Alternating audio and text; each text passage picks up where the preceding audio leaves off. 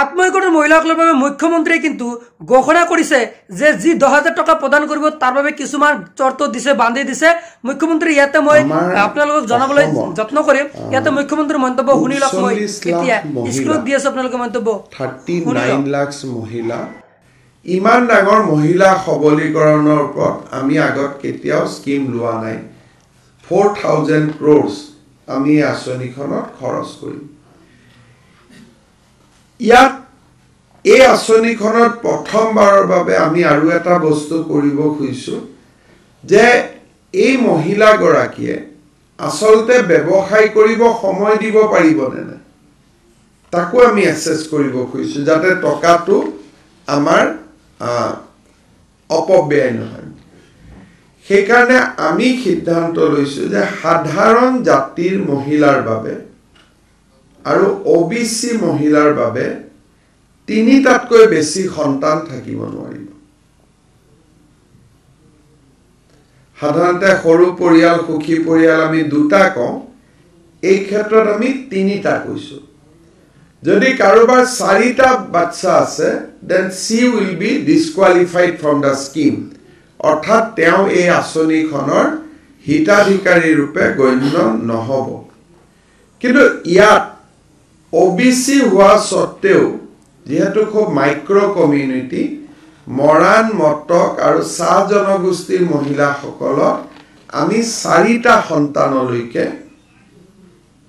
আমি ৰেহাই দিছো বাকি ওবিসি এণ্ড জেনাৰেল কাষ্ট তিনিটা মৰাণ মটক আৰু চাহ জনগোষ্ঠী চাৰিটা সন্তান থাকিলেও এই আঁচনিখনৰ হিতাধিকাৰী হ'ব পাৰিব অনুসূচিত জাতি আৰু অনুসূচিত জনজাতিৰ কাৰণে চাৰিটা সন্তান থাকিলেও এই আঁচনিখনৰ হিতাধিকাৰী ৰূপে তেওঁলোক নিৰ্বাচিত হ'ব এই আঁচনিখনক অৰ্থনীতিৰ লগতে সামাজিক ন্যায়ৰ এটা ৰূপ দিবৰ কাৰণে আমি এই আঁচনিখনৰ হিতাধিকাৰীসকলৰ পৰা দুটা আমি আণ্ডাৰটেকিং লওঁ যে এটা মোৰ ঘৰত যদি ছোৱালী সন্তান আছে তেওঁ স্কুলত এডমিশন ল'ব লাগিব ছোৱালীজনী ঘৰত বহুৱাই থলে নহব the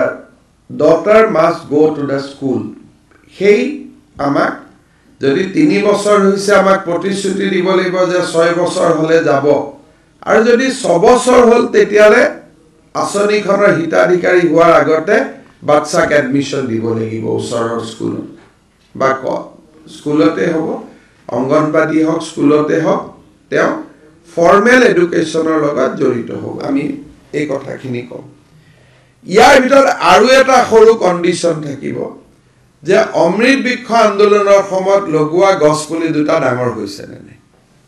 যদি কাৰোবাৰ পুলি মৰি গৈছে তেওঁ পইচা নাপাব কাৰণ আমি এইটো কণ্ডিশ্যনতে দুডাল গছ ৰুব দিছিলোঁ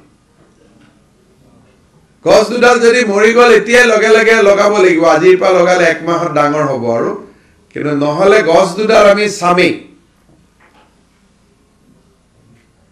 একদম সফট কণ্ডিশ্যন ইমান ধুনীয়া কণ্ডিশ্যন যে মোৰ ছোৱালীজনী স্কুলত পঠাম এইটোতো ছোৱালীজনীৰ কাৰণে লাভ গছ দুডাল ডাঙৰ হ'ব লাগিব অগৰ গছ দিছো ডাঙৰ হলে তেওঁৰে ইনকাম হ'ব আৰু থাৰ্ড দিছো যে বাচ্চা তিনটাতকৈ আৰু জন্ম নিদিব সেইটোতো কোনো বেয়া কথা নহয় বা এসটি এসসি হলে চাৰিটাতকৈ জন্ম নিদিব ইমানটোই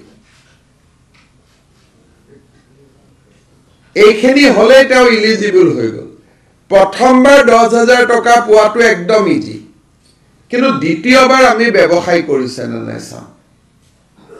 কাৰণ নহলে বেংকেও লোন নিদিব আৰু আমিও বেংকক ক'ব দিগদাৰি পাম দ্বিতীয়বাৰ অলপ ডেফিনেটলি টান হ'ব ফাৰ্স্ট টাইম ইজি হ'ব সো টোটাল বেনিফিচিয়াৰী 39 লাখ হ'ব তাৰ ভিতৰত মই ভাবো যে বাচ্চা তচ্চাৰ ক্লজত 2 লাখ মান হয়তো বাদ পৰি যাব বা 35 লাখ সেটো পাবই 3,500 কোটি